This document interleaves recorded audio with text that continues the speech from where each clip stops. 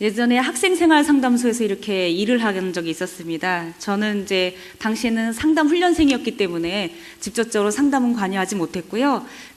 이렇게 데스크 앞에 앉아서 이제 상담을 받으러 오는 분들이 접수를 하고 접수가 끝나고 나서 다음 거를 예약하는 것, 그리고 이제 간단한 것들, 여러 가지 상담에 관련된 간단한 것들에 대해서 질문에 대답해주는 그런 일들을 한 적이 있었습니다. 네, 한 어머니가 아이를 데리고 오는 겁니다. 아이는 한 5살도 채 되지 않은 아이 같더라고요. 아주 조그만 아이인데 어머니가 상대적으로 굉장히 덩치가 좋으셨습니다. 거기다가 겨울이었는데요. 아주 롱 모직게 밍크 코트를 입고 머리를 저보다 더 멋지게 올리고 이렇게 왔습니다. 제가 보기에는 근처 대학의 교수님쯤 될 것 같고요. 음대 교수님인 것 같은 그런 생각이 들 만큼 굉장한 포스를 품으면서 나타났습니다. 아이를 데리고 왔는데 아이의 놀이 치료를 위해서 오신 거래요. 5살짜리 아이가 무슨 놀이 치료를 받을 만큼 그렇게 힘든 일이 있나 싶을 만큼 참 염려가 되었었습니다. 그런데 그 아이가 엄마의 품에 안겨서 이제 잠이 든 거죠. 근데 상담에서는 정해진 시간에 상담하게 되어 있거든요. 3시에 와서 4시까지 상담하기로 되어 있으면 3시에 늦어서 3시 20분에 와도 4시 20분을 연장해주지 않습니다. 끝나는 시간은 반드시 정해져 있습니다. 굉장히 상담에 있어서 치료적인 목적을 가지고 시간을 지키는 것도 굉장히 중요하게 여기고 있거든요. 근데 이 아이는 아이다 보니까 어른처럼 어떻게 조정이 되는 게 아니잖아요.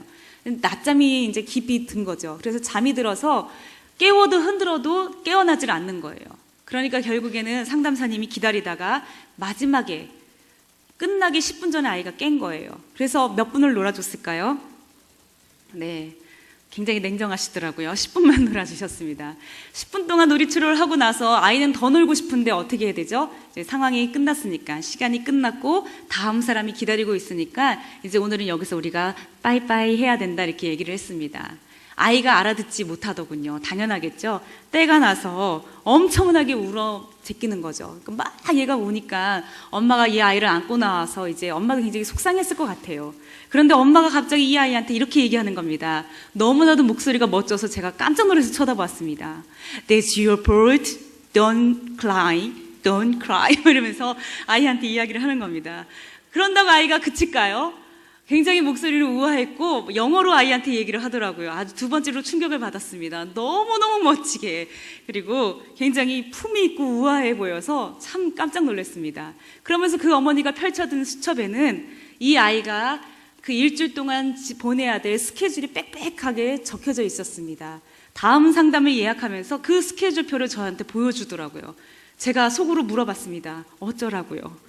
왜냐하면 아침부터 저녁 늦은 시간까지 5살짜리 아이가 소화해내기에는 어려울 만큼 교육적으로 관련된 모든 프로그램에 이 아이가 월요일부터 토요일까지 참여하고 있어서 그 다음 상담을 잡기가 굉장히 어려웠던 거를 제가 생생하게 기억하고 있습니다. 너무나도 멋진 목소리, 아주 멋있는 옷을 입고 와서 아이에게 영어로 이야기하는 이 엄마, 여러분들이 만약에 만나셨다면 어떤 느낌이셨을까요? 부러웠을까요? 멋있어 보였을까요? 제 눈에는 조금 안쓰러워 보였습니다. 왜 그렇게 멋있는 것으로 치장을 하고 우리가 부러워하는 영어를 구사하면서 어린아이에게 아낌없이 물질로는 전혀 부족함이 없도록 채워주는 그 엄마가 제 눈에 안타까워 보이고 안쓰러워 보였을까요? 그것은 그 엄마가 뭔가를 굉장히 크게 착각하고 있었기 때문이라는 것이죠. 뭐가 엄마다움의 모습인지, 무엇이 아이에게 필요한 것인지를 전혀 모르고, 그리고 자신이 가지고 있는 것을 가지고 최선을 다하고는 있지만 엉뚱한 방향으로 아이를 힘들게 끌고 가는 모습을 보면서 참 안타깝다, 안쓰럽다라고 하는 생각을 해본 적이 있습니다. 제가 이 이야기를 이렇게 장황하게 끌어내는 것은 오늘의 설교 제목이 품위와 질서이기 때문입니다. 도대체 품위는 무엇일까요? 제가 좀 품이 있어 보입니까, 여러분? 네, 감사합니다. 저희 아들한테 엄마가 좀 품이 있어 보이느냐 이렇게 물어보면 우리 아이가 굉장히 깔깔대고 웃을 겁니다. 왜 그럴까요? 실생활을 알기 때문이겠죠. 네, 얼마 전에 어떤 목사님이 이렇게 농담하시더라고요. 이제 교회 복도에서 자기 이상형을 만났대요. 그래서 두근두근 돼서 봤더니 자기 집 사모님이시라는 거죠. 그래서 깜짝 놀랐다며 막 기뻐하더라고요. 그래서 제가 팔불출이라고 놀렸거든요. 근데 그 다음 말이 중요했습니다. 그런 그녀를 집에서는 못 만난다고, 집에서는 항상 못 만나겠다고 그렇게 이야기를 합니다. 무슨 뜻인지 아시겠죠? 집에서의 복장은 그 지금의 교회에 올 때 복장과 다르다, 뭐 이런 뜻이었던 것 같습니다. 우리가 보이는 외관상으로 보이는 깨끗하고 단정한 모습만이 사실은 품이 있는 모습이라고 말할 수 없다는 것을 우리가 지금 나누는 이야기들을 통해서 여러분들은 충분히 공감하실 수 있을 겁니다. 그럼 진정한 품위는 무엇일까요? 품위라고 하는 것은 이렇게 이야기하는 학자가 있습니다. 올바름이란 자신을 잘 조절하고.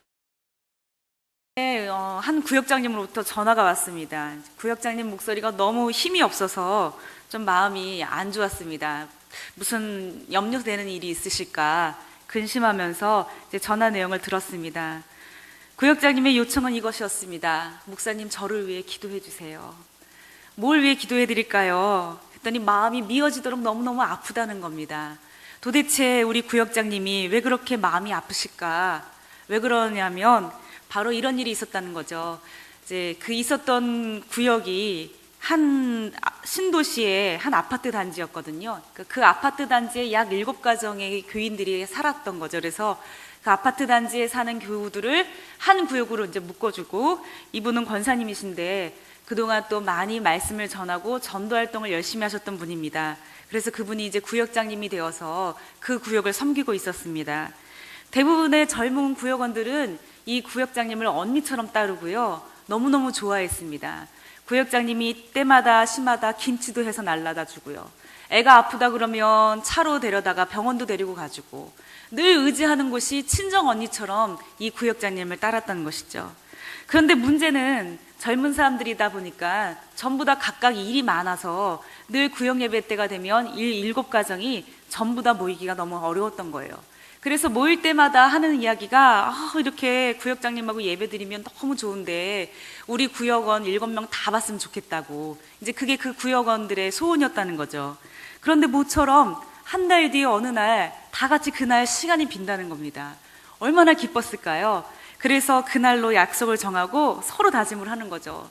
집사님, 절대 그날 다른 약속 잡으면 안 돼. 아우, 걱정하지 마. 언니나 잘해. 뭐 이러면서 서로 이렇게 약속을 정한 겁니다.